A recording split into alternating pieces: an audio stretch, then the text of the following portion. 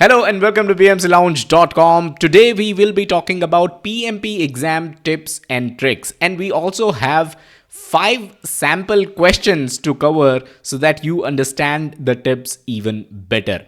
As just checking, we first did a tips and tricks video for PMP exam back in 2016. So if you don't already know, we are the OG PMP content creator on YouTube for sure. So definitely consider subscribing. Thousands of our community members have passed their PMP exam using the resources on this channel as well as our official website, that is pmclounge.com. So what is the agenda for this video? We will cover tips to prepare for the PMP exam. So how do you prepare for your PMP certification? And secondly, tips to answer PMP questions, and this is where we will see 5 sample questions as well, and some tips for the PMP exam day. So without further ado, let's start off with tips to prepare for PMP. The number one thing that I want you to do, and that is something that a lot of people do not do, is to define your goal. Yes, you are going for the PMP certification. It takes a lot of efforts. It is definitely not an easy exam. But what exactly is your goal when it comes to PMP? Do you just want to update your resume and include the 3 letters PMP on it? Do you want to make a post on LinkedIn and talking about how you aced your PMP exam? Do you want to draw more salary? Do you want to get a promotion? Do you want to switch jobs? Or maybe all of the above, right? All of them could be goals. And they are good goals, to be honest. But one goal that I think a lot of people tend to miss is to become a better project manager, to improve your craft as a project manager, right? PMP is a lot of study, and it requires a lot of study, and it covers a lot of aspects of project management that you might not be doing on your present job. So the best, and I would say the only reason, if you ask me, to get yourselves the PMP certification is to become a better project manager, hands down. And the second tip I would like to give you is to read study material. Do not memorize it. PMP is not a test of memorization. PMP is not a test of your memory. How well you can memorize project management concepts, right? That is not what PMP is about. But you must read the study material. You must understand what the study material says. Because if your goal is to become a project manager, it would be impossible if you do not want to study the project management material itself, right? There are a lot of trainers out there who will tell you, hey, you don't have to read any book to pass the PMP exam. I would say stay far, far away from them. PMP is a certification that you should get to become a better project manager, to be able to study more about project management, to be able to know more about project management. How are you going to become a better project manager if you don't even want to read about project management to begin with? And I know there are certain people out there who do not want to read, and they equate PMP with higher pay, promotion, new job, and that's what they think PMP is all about, rather than getting to know more about project management. In fact, I did a video which is a skit of sorts, and it talks about what happens when someone who's just a PMP certified project manager without reading any books goes for a job interview. Definitely check that video out. It will be linked in the description below.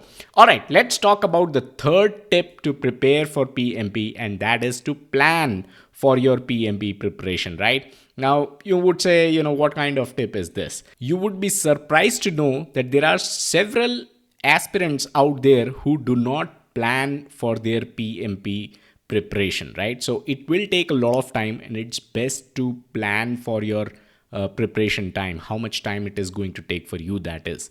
Now, a lot of people tend to think that they can just wing it, they'll just study and go for the exam whenever they are ready, but that is not how it works. We have a 50-day PMP study plan. It's totally free. Check out the link in the description. Grab your own copy. Thousands of our community members have used it and passed their PMP exam. You can customize it if you need, but I would say stay far away from people who do not plan. Let me ask you this: as a project manager, what is one of the topmost things you do? What is one of your topmost skills? It is to be able to plan, to be able to foresee, to be able to have all the planning documents in place so that your project does not derail, right? So when it comes to PMP exam, PMP certification, why are you not planning it? You have to have a study plan, and as I said, you can grab our 50-day study plan absolutely free, and it refers to a lot of resources that are available on this YouTube channel as well as our website pmclounge.com, which is also absolutely free. So I'm not trying to sell you any course, I'm not trying to sell you my book or my Udemy or whatever. Everything is free. You can get that plan and get started today. Just do not wing your PMP. All right, my final tip to prepare for your PMP exam is to take mock exams. Mock exams are very, very important. They are very powerful to be able to gauge where you stand. And I would say for most of the reputed PMP mock exams out there, if you are able to score somewhere around 75% to 80%, you can be sure that you will be able to pass your PMP exam as well. It's just a matter of going to the exam center, writing the exam, and walking out as a certified PMP, right? Even in our study plan, we dedicate the last week totally for mock exams. They are that important. But I must warn you, there are certain institutes out there that give you free PMP mock exams, but they are designed in a way that you fail those exams and then buy their PMP preparation course, right? So beware of that. Go for quality mock exams, and if you score around 80, you are really prepared to take up the PMP exam. All right, let's talk about tips to answer PMP questions. So what are the tips? Tip number one: answer must be crystal clear. My mentor used to say, when you pick an answer, one option in your PMP exam, it must be crystal clear. There shouldn't be an iota of dirt on that option. So what did he mean? Let's take an example and understand this, right? So we have an example question here. You are getting late to a very important meeting that would decide the fate of a $2 million contract. If you turn up late, there is a 95% chance that the contract will be awarded to your competitor, as the customer is very specific about time. You are approaching a red traffic signal. What is the worst thing you can do? Call the customer to apologize as you are running late. Remember, the question says, what is the worst thing that you can do? So calling the customer is definitely not a worst thing. It is actually a good thing. Take a thorough look around and make a calculated decision to jump the signal to reach on time. Call your boss to cover for you for the first few minutes. Do nothing and show up late. What do you think is the worst thing you can do in such a situation? Remember, answer must be crystal clear. There shouldn't be an iota of dirt on your answer. And I would say the worst thing you can do is to jump the signal, break the law of the land. That is not something that you should be doing. Never, ever break the law of the land. And the PMI perspective here takes precedence over your own perspective, right? Your job experience is not ideal. In real world, you might actually do this to be able to reach on time. But in an ideal scenario, no one should be jumping signals. And that is why this is the worst option. So that is my tip number one to you. All answers that you select in your PMP exam, they must be crystal clear. Question number two, or I would say tip number two, is true statements is not necessarily equal to correct answer. What does this mean? Let's take an example. So as the project manager of a project in a projectized environment, what could be your biggest concern during the project closure phase? Change must always be documented, no matter how small. Sponsor signs off the project charter to authorize the project manager. Residual risks are the risks that remain after a risk response plan has been implemented. Resources might get busy looking for other opportunities as they will have no home after project completion. Now, obviously, your biggest concern in a projectized environment is going to be option number 4. But do you see how these three options are true statements?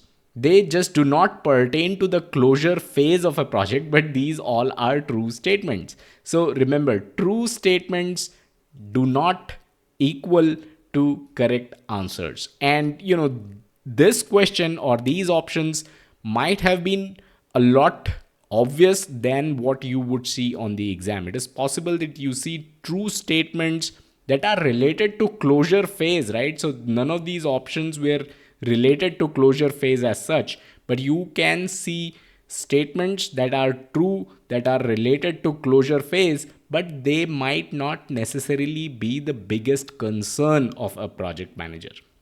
The biggest concern is option 4, which we selected.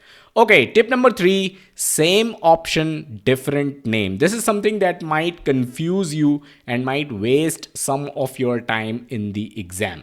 Which quality tool is used to measure if the process is within customer specified limits? Fishbone diagram, cause and effect analysis, control chart, Ishikawa diagram. The correct answer is control chart. But you would waste your time if you didn't knew that all three other options, right? The three other options, that is fishbone diagram, cause and effect, and Ishikawa diagram, they are basically different name of a same concept. These three are all same and they do not pertain to customer specified limits for sure. So if you don't know the different names of the same concept, you might waste your time. So watch out for these as well. Tip number 4, you should be thinking big. Let's take a look at the question here. During the project execution, a testing resource comes to you and mentions how he has an issue with 3 other people in the development team. So this is a testing resource and he has an issue with 3 other people in the development team. So obviously testing team resource has an issue with 3 other team resources from development. He is worried that they team up against him. What is the worst thing to do in this situation? Remember, the question again asks you what is the worst thing you need to do. Make sure you address this in the next weekly team meeting. Ask the testing resource to sort this out with the help of his manager. Complain to the manager of the development team. Do nothing unless you have more details about this issue. What is the worst that you can do?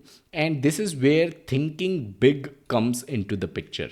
You need to think about a project that is way, way bigger than your usual project, right? Now, all 4 are bad options, actually, if you ask me. But when you think about a large project, a big project, you are going to think about a big project team. You are going to think about possibly 30-35 people showing up in your weekly team meeting. Do you think discussing a petty issue like this one in the team meeting makes sense? This is obviously the worst option from all 4 because you shouldn't be wasting your project team's time in going over issues that do not belong to the project, that are issues that relate to human resources or team resources and should be tackled separately and not in front of the entire project team. Tip number 5, identify red herring. Now, a lot of questions in the exam will be very wordy, right? And they might contain a lot of information that you don't even need. So here's an example. You are the project manager of a multinational software development project for a world-known bank. Your brother works at the business partner which provides external consultants for the same project. You have just completed negotiations and signed a multi-year contract with the business partner company. The consultants work on 3 different continents and time zones, and thus communication is sometimes an issue. Which of the following best improves team cohesion and ensures easy team coordination?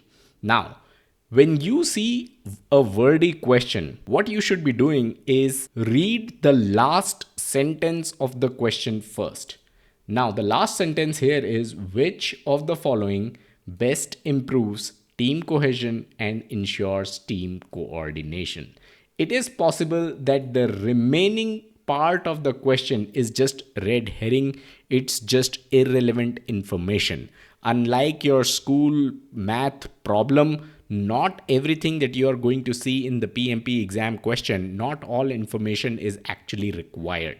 It talks about what is the best way of communication here, right? To improve team cohesion and to ensure easy team coordination. The right answer here is war rooms, because this is where the entire team is co-located. Everyone is available in the same room, and face-to-face communication is the best form of communication. So this is the right answer in this question. So those were the 5 tips. Now for tips for the PMP exam day, check out the videos that you see on your screen, and I would also urge you to check our playlists.